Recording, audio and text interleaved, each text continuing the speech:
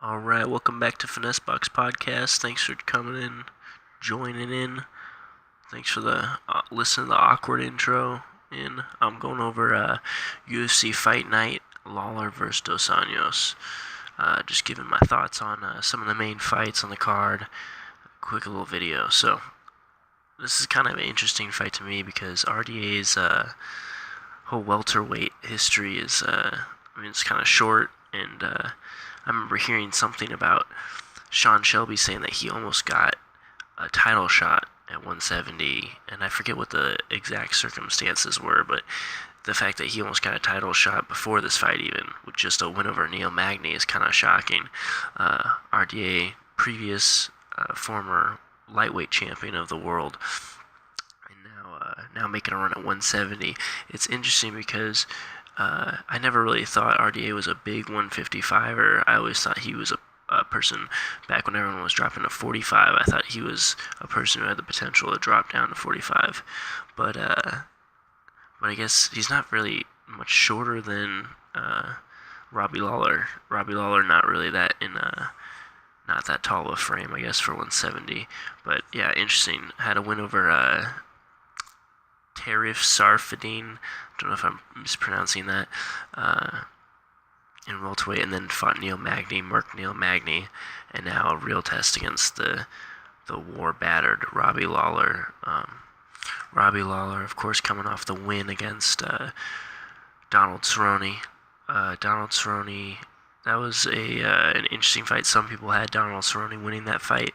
I think that Robbie Lawler did enough to win, but it was enough to make an argument for both sides, I guess, in a lot of people's eyes at least.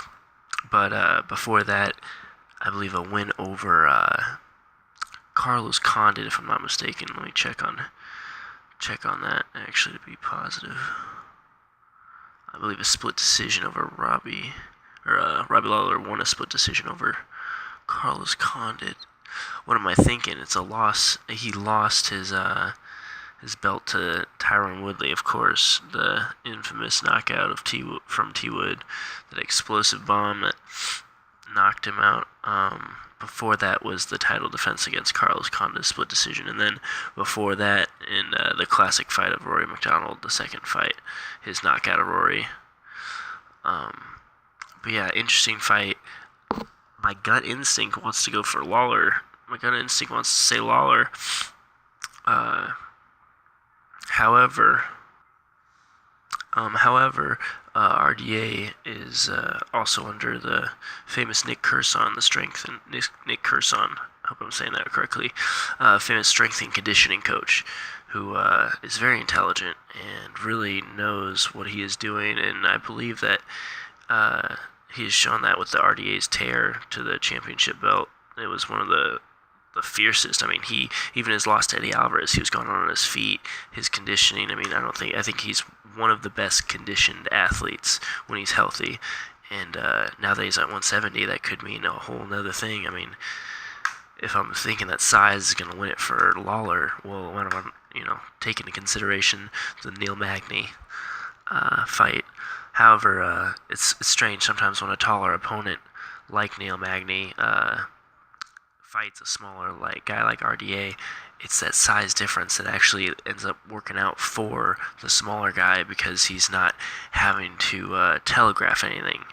He's not having to telegraph going in, because just the angles of getting in and being able to counter and not be in an awkward smothered distance. I think that smothering distance works at more of an advantage, especially the way that Rafael dos Anjos competes. But another fight that we're looking at is the Mike Perry versus the Ponzinibbio. I hope I said that correctly. This is interesting because a lot of people are already having Mike Perry winning this fight. However,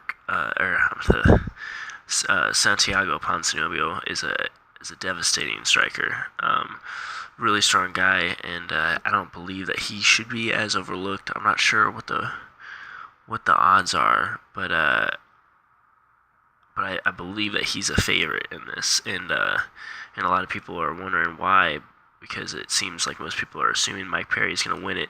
Him calling out Darren Till and having that whole altercation, assuming that he's going to win this. But I think Mike Perry is going to have his work cut out for him in this one.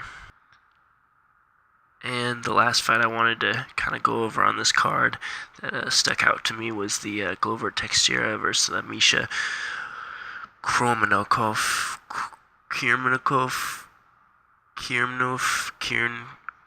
I'm not going to say it any other more times. This fight is interesting because of Glover Teixeira's past couple fights. He lost against Gustafsson, and I believe a loss against...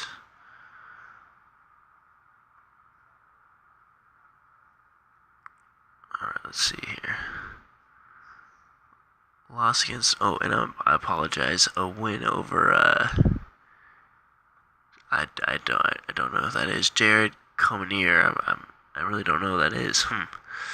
Then a loss to Anthony Johnson. So those are a loss to Anthony Johnson and the Gustafsson knockout were two knockouts that are pretty significant, I would say, in one's career. And to have those, I mean, to have a win in between them is definitely good, but not so recognizable name.